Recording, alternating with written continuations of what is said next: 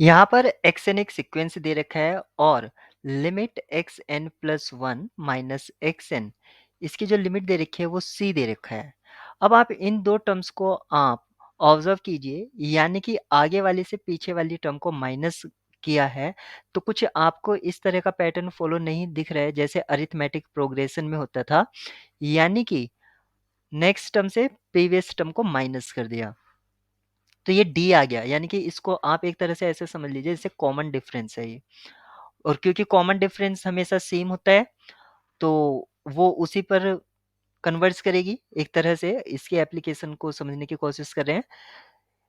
इस प्रॉब्लम को करना है मुझे, यानी कि ये बताना है कि एक्स एन अपॉन एन जो ये सीक्वेंस है, क्या ये कन्वर्जेंट है?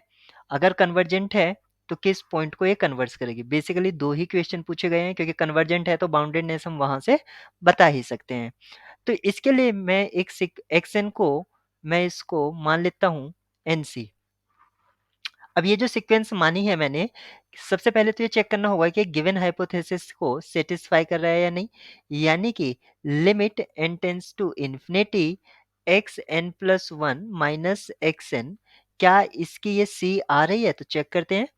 यहाँ पर मैं रखूंगा एन प्लस वन आउटसाइड सी माइनस एन सी, और इसकी फिर मुझे लिमिट चेक करना होगा एन टेंस टू इन्फिनिटी। यहाँ से मुझे क्या मिलेगा? मुझे सिर्फ c मिलेगा, और limit n tends to infinity constant sequence की जो लिमिट होती है वो c। यानी कि गिवन हाइपोथेसिस तो सेटिस्फाई है। अब मुझे चेक करना होगा limit x n upon n. अगर मैं इसको चेक करता हूं तो limit n tends to infinity x n मेरा है n c divided by n, n से एन कैंसिल आउट हो जाएगा तो यहाँ से फिर से सी आ जाएगा।